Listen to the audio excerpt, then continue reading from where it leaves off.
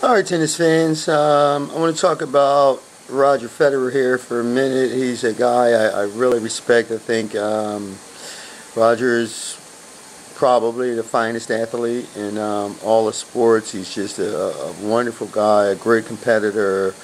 And I think that a lot of guys in the NBA and the NFL could use a serious dose of Roger Federer-like qualities in class, because we have a lot of unclassy guys out here, idiots like LeBron James and Dwayne Wade mocking Dirk Nowitzki before the fifth game of the NBA Finals, and then the idiots go out and lose, and that doesn't sit very well with me. But that's just a sign of today's times. Having said that, to get back to Roger Federer, I just want to say that Federer didn't win a Grand Slam this year. A lot of his detractors or critics made a lot of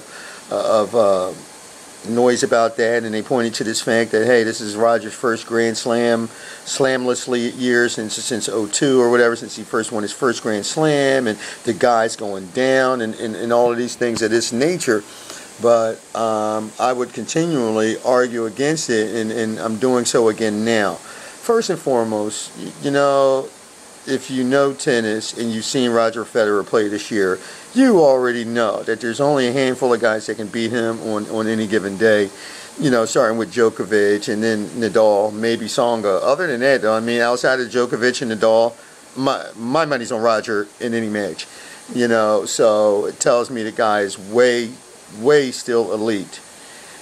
Having said that, I was watching yesterday's ATP World Tour Finals in London, and just witnessed Roger's 6-3, 6-0 destruction over Nadal, and I'm going on record right now. Federer wins at least one Grand Slam next year, probably two.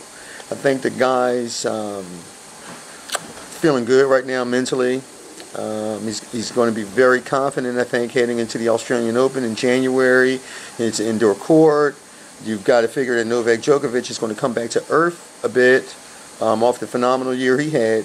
Rafael Nadal, folks, looks exhausted. I think his grinding style, all of that running and the sprinting, the massive topspin, just a very physical style, is starting to take a toll on the guy, even at 25 or whatever he may be. Reminds me of Gael Monfils, arguably, undoubtedly, the most athletically gifted tennis player on the face of the planet. Well, both of these guys are athletically gifted, but you see these guys with injuries because of their grinding, all-out sliding styles, and you just see a guy like Federer just float effortlessly across the court like the Fred Astaire of tennis. The guy's just very graceful, and which is why he hasn't been injured in many years. But getting back to Federer, I think that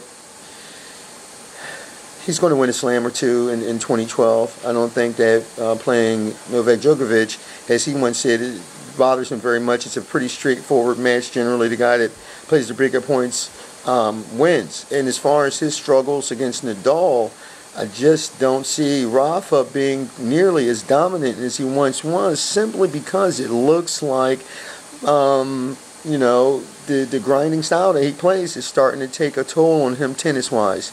So, it'll be interesting going into 2012, but I'm backing Roger Federer to win a minimum of one Grand Slam, likely two.